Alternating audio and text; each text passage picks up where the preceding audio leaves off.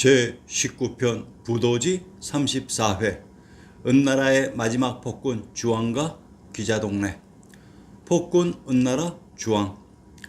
은나라가 한양 장안의 관중에 있었던 우리의 상고사입니다.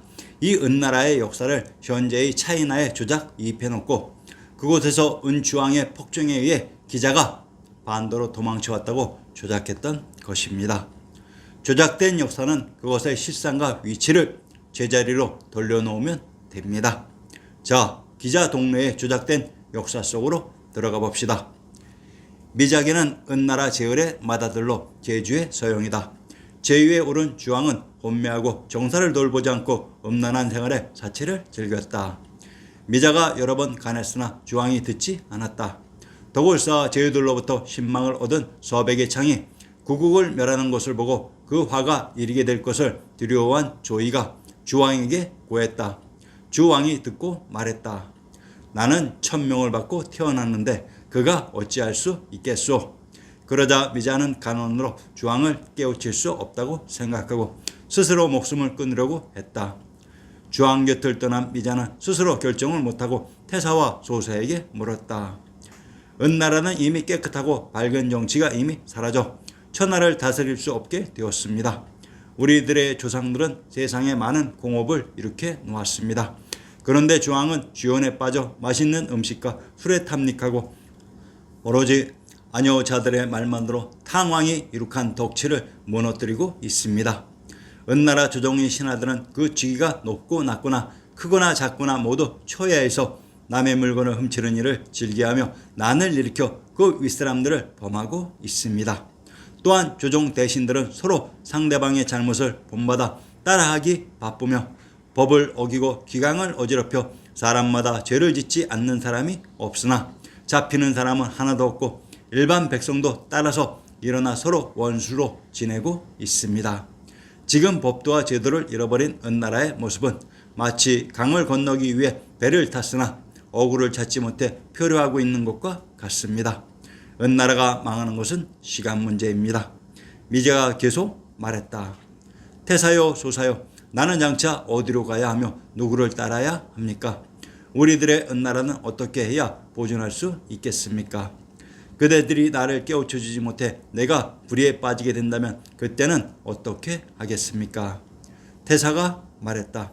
왕자여, 천재가 하늘에서 내려와 재앙을 내려 은나라를 멸하려고 해도 주왕은 전혀 위로는 하늘도 두려워하지 않고 아래로는 백성들도 두려워하지 않아 장자나 원로들의 칭간을 받아들이지 않고 있습니다.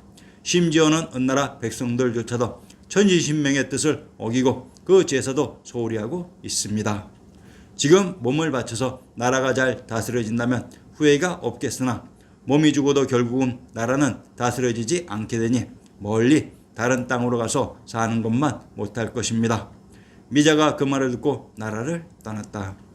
기자는 주왕의 집안 사람이다. 주왕이 식사를 할 때 상하 젓가락을 사용하기 시작하자 한탄하며 말했다. 상하 젓가락을 사용하기 시작했으니 필시 옥으로 만든 술잔을 사용하게 되고 옥으로 만든 술잔을 사용했으니 먼 지방에 진귀하고 귀한 물건들을 사용하게 될 것이다. 거마와 궁실의 호화스러운 사치는 장차 이것으로 시작되어 나라가 무법천지로 변하게 되어 이는 결코 막을 수 없는 일이 될 것이다. 이윽고 주왕이 음탕하고 무도하게 되자 기자가 간했으나 주왕은 결코 듣지 않았다. 그런 기자를 보고 어떤 사람이 나라를 떠나려고 충고했다. 기자가 대답했다. 신하된 자가 그 군주를 위해 간언을 하다가 군주가 듣지 않는다고 그 곁을 떠나버리면 이것은 군주의 악행을 부추기게 되고 군중 심리에 영합하는 행위입니다.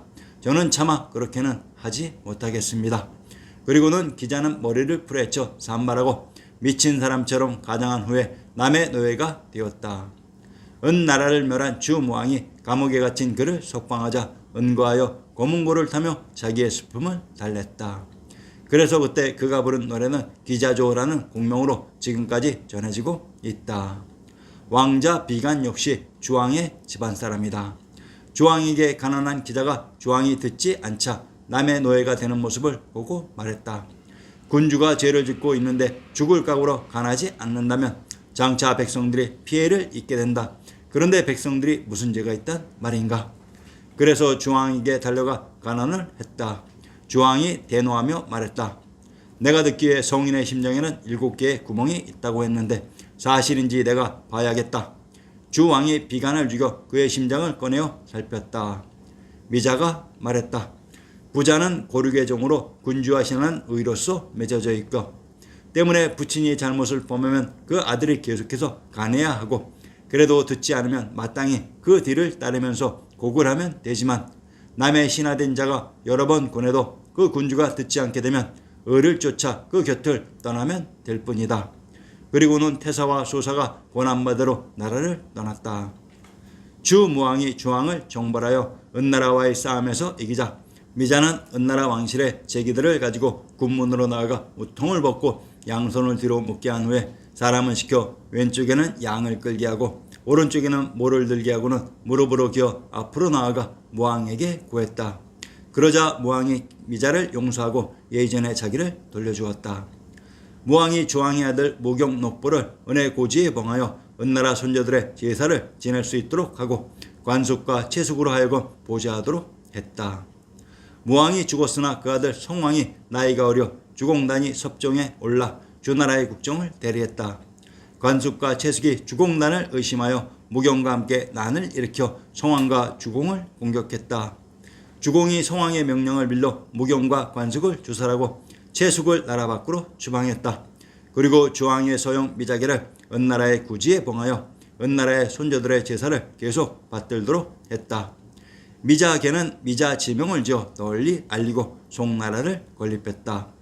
원래 인들을 갖춘 어진 사람이라 무경의 뒤를 계승하자 은나라 유민들은 모두 기뻐하며 그를 추대했다. 미자계가 죽자 그의 동생 연을 군주로 세웠다. 이가 미중이다.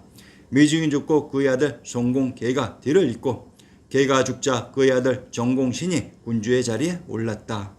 정공이 죽고 아들 민공공이 즉위했다. 민공이 죽자 그의 동생 양공희가 뒤를 이었다. 양공이 즉위하자 민공의 아들 부사가 양공을 시해하고 스스로 군주의 자리에 오르면서 이 자리는 마땅히 나의 것이 되었다라고 말했다. 이가 려공이다. 려공이 죽고 그의 아들 리공고가 뒤를 이었다. 황제국 상은 나라가 있었던 도성이 바로 제왕의 성이 있었던 관중이었습니다.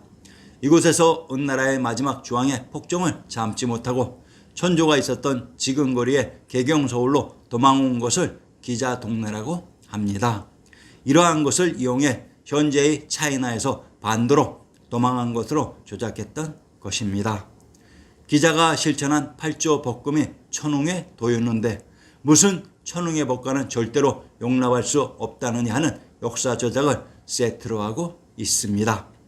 미자계가 받은 봉지 제후국 송나라가 바로 천황님이 기졌던 경주와 천조가 있었던 개경서울의 일부를 봉지로 가지고 있었습니다. 즉 기자가 있었다고 하는 조선과 중복이 됩니다. 기자 조선의 실체를 파헤치면 파헤칠수록 점점 조작된 혹은하는 결과가 나옵니다.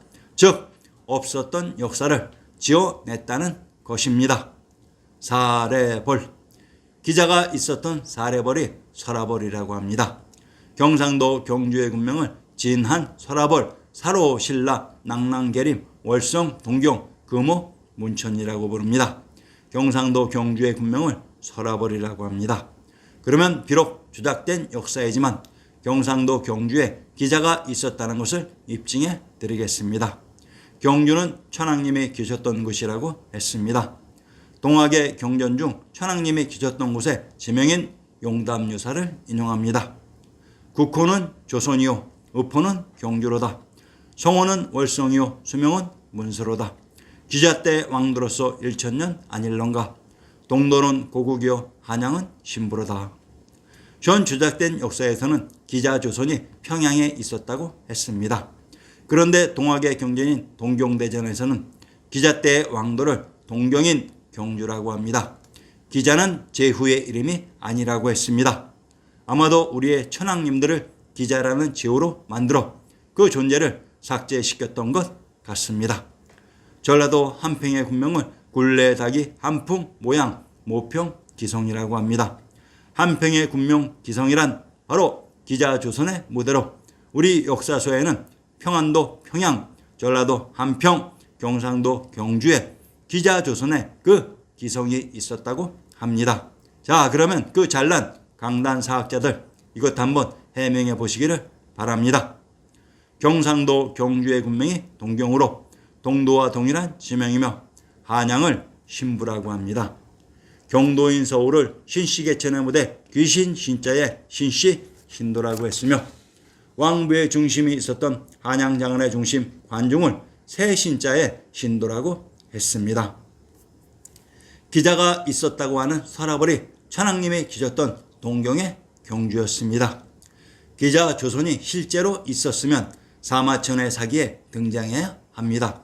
그런데 사마천의 사기에는 기자라는 실체가 없었습니다. 즉 미작의 송나라의 땅에 있었던 천황님의 존재를 기자라는 이름을 이용해 역사 속의 실존을 지어버렸던 것 같습니다. 천주와 천황님이 기졌던 개경 서울을 천하의 사람들이 방문하는 조선이라고 했습니다.